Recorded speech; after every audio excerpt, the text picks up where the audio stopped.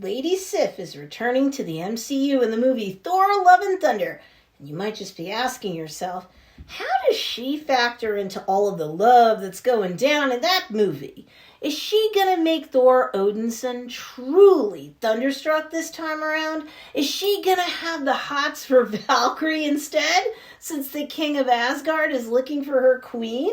Well, in the Marvel comic book saga, the relationship with Thor and Lady Sif was hugely different than it's been in the Marvel Cinematic Universe. Will Thor 4 give these two the hurry-up offense they need to score a touchdown with one another? Will they remain buddies instead?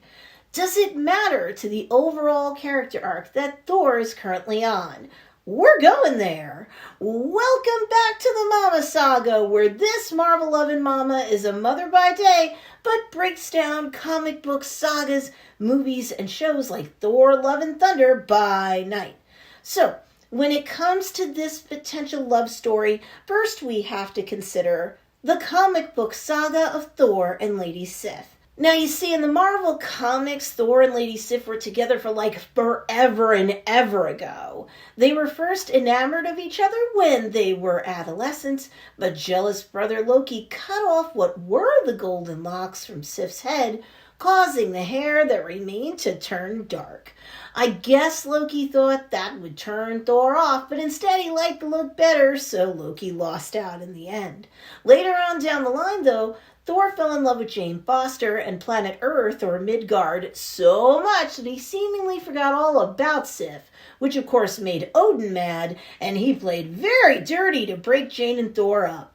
To learn more about that whole sordid scenario, check out my recent video entitled Will Thor and Jane End Up Together?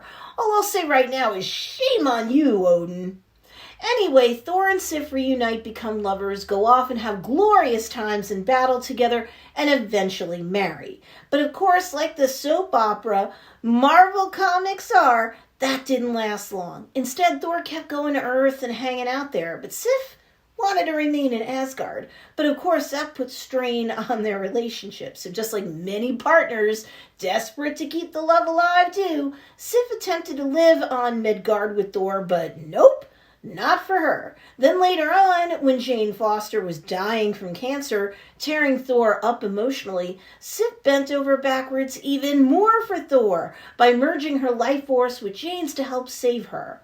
She wanted to understand why the god of thunder cared about such a weakling mortal, and I guess what she learned didn't impress her much, because not long afterwards, Lady Sif ran off with Beta Ray Bill. I kid you not, she ran off with the horse-looking version of Thor.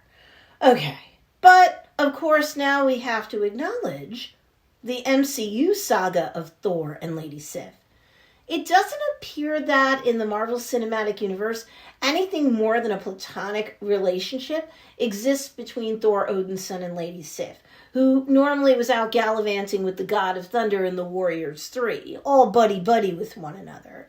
That said, a few times in the MCU, Lady Sif appeared to be carrying a torch for Thor, so that's something that might be amplified in Thor 4 Love and Thunder. Director Taika Waititi did share that his script for Thor is super romantic, so perhaps there will be a love triangle between Thor, Jane Foster, and Lady Sif. Quick MCU-based side note, while the Warrior 3 were slaughtered by Hela in the movie Thor Ragnarok, Sif was spared. How? It depends upon who you listen to. Kevin Feige has previously said that Loki likely banished Sif to another director while he was pretending to be Odin in the movie Thor Ragnarok.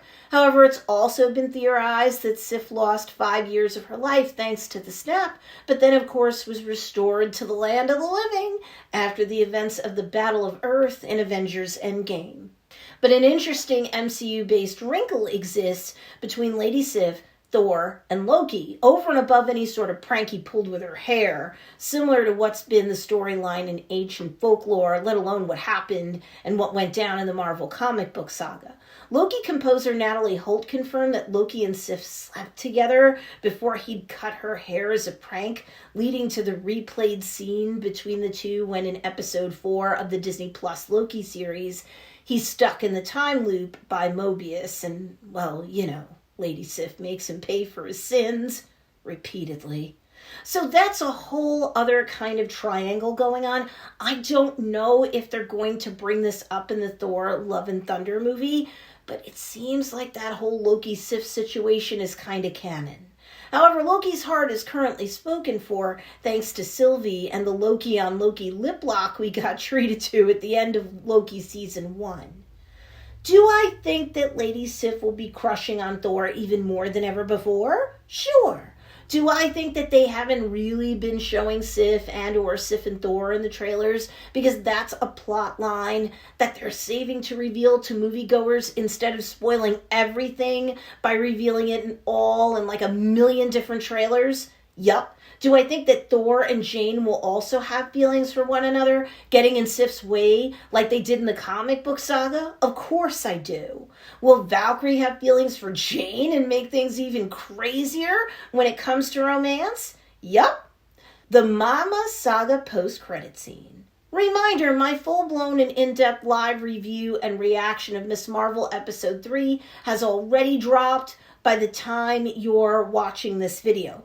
More than likely. So if you haven't seen that replay of my recent live stream yet, be sure to check it out and let me know if I missed anything, including Easter eggs that maybe you spotted. Meanwhile, stay tuned for the episode of the Mama Saga where we're going to examine the story of Valkyrie and how the first openly bisexual MCU character could be feeling the love herself, possibly with Jane Foster and perhaps with another woman I haven't even mentioned to date on this channel. There have been scenes shot having to do with Valkyrie's love life that were deleted in the past. But folks, that's not happening anymore. Anyway, you can follow me on Instagram and TikTok and subscribe to the Mama Saga for more comic book saga breakdowns, salty mama style. Thanks for watching, take care, and see you next time.